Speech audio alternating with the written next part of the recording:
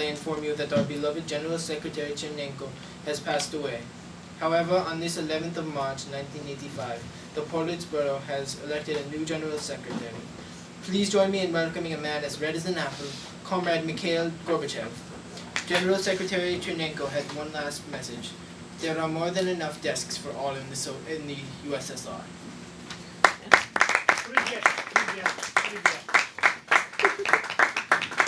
Hello, I am Mikhail Gorbachev, and I was the last General Secretary of the Soviet Union. It is 1985 and the Politburo has just elected me, its youngest member, to be your leader. I was first born in the Ukraine, the son of a poor farmer, and it helped me develop through my years, for I worked with my father as a man in the fields, not as just a son. At an early age, I was awarded medals for my hard work growing the food in the backbone of the Soviet Union in the Ukraine.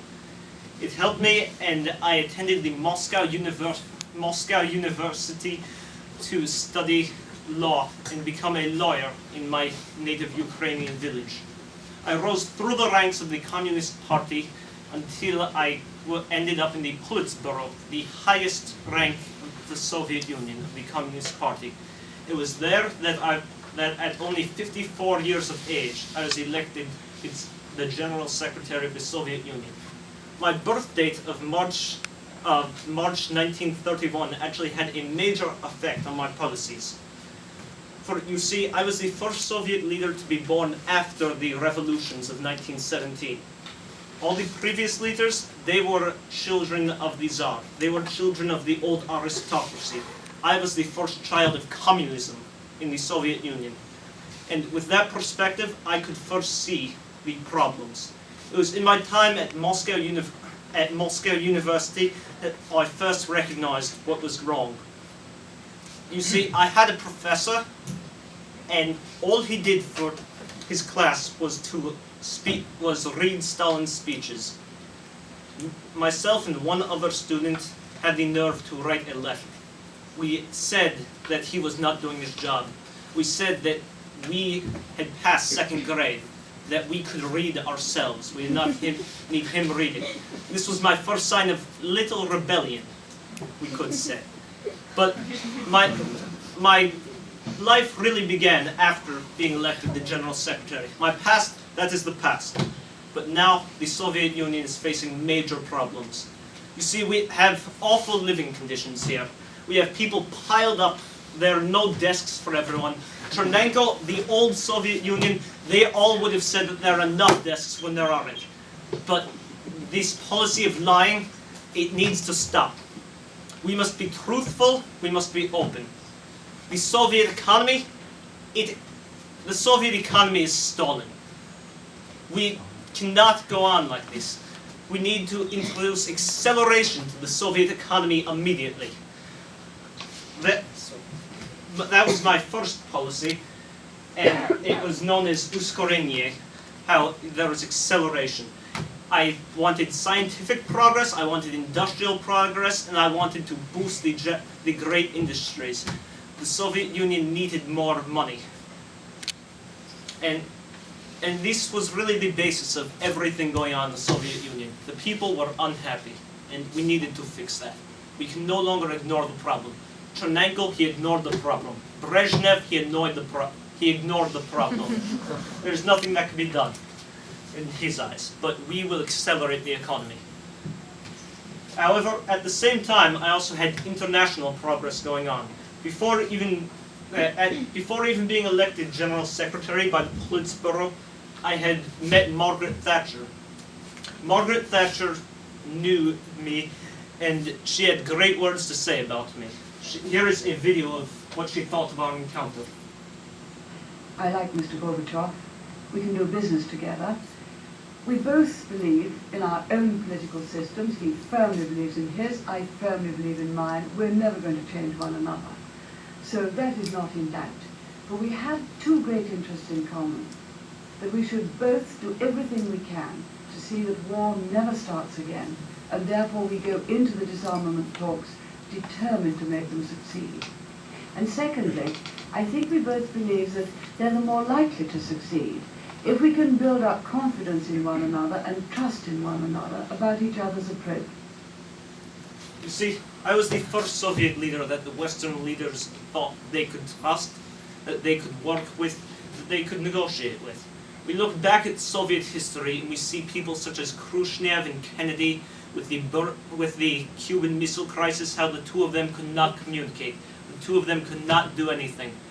But that was what was a failure and what could bring our world to an end in a nuclear war. And we cannot have that. For it is one world, not the Eastern world, not the Western world. Well, there is one world, there is one human race, and we must preserve it. But back to the local issues of the Soviet economy. You there, comrade, what job do you have? I work in a steel mill. You do not work, you're lazy and you drink. This is what you do. The Soviet Union is filled with drunks. There are no more drinks. We are outlawing alcohol in public places. We are just working lazily and we need to outlaw this. We are raising taxes on alcohol. It will be 5 rubles if you want this back. You see, I also outlawed it in public places. We took it out of movies. The alcoholism, this vodka that you have, it just completely ruined the Soviet Union. We cannot be lazy drunks. We need to succeed and we need to beat the American industry. And we cannot do that while drunk on vodka, lazy steel worker. My apologies, Mr. Chairman. However, at the same time, outlawing this alcohol and raising the taxes had no actual effect. It was a bad policy in hindsight. For you see, after taking the Russian steelworkers' vodka from him, instead of buying the heavily taxed Russian official vodka, he would go to the black market, and at the black market he would buy the vodka. When he bought the vodka there, it caused the Soviet economy to collapse even further. For you see, the rubles did not come into the Soviet economy. Instead, they went to the black market and to organized crime. It was not a very good thing for the Soviet Union. We lost over 100 billion rubles in the years from 1985 to 1991 due to outlawing alcohol. It just brought our economy closer to collapse. Can I have my vodka back? You will not get it from me. I am putting it safely in the storage of my most trusted workers. Corruption in the government was another large problem. You see how I put it with the trusted worker, and she will only hide it when I am looking. The Soviet government was corrupt, and the people that we would trust with the alcohol would be the people that would sell it back into the economy. However, I did have much international progress, even while my first major domestic reform was not that successful. It was in the end of 1985 in November that I first met with your American President Ronald Reagan. You see, he thought I was a new type of Soviet leader, and, well, let us look at a video of one of your news stations going into the first talks. This is NBC News Digest, sponsored by Federal Express. Here is Tom Brokaw, NBC News, at the Geneva Summit. Good evening from Geneva, where in a few hours an American president will meet face-to-face with his Soviet counterpart for the first time in 6 years.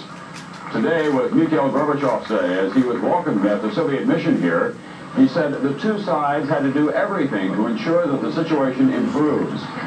His wife Reza wanted some improvements in the weather, complaining how cold it was in Geneva. U.S. officials said that President Reagan was upbeat, but as the two leaders go into their historic meeting, no one is promising any breakthrough on the main issues of arms control and Star Wars. I'm Tom Brokaw, NBC News in Geneva. We'll have more news later on this NBC station. Mr. Reagan and I, we had one thing in common. We had different policies. I believe strongly in communism. He believes strongly in his capitalist democratic system. But we both know that we are one human race and that we cannot destroy the human race. That nuclear war, it is not an option. It will destroy us all and no one will win.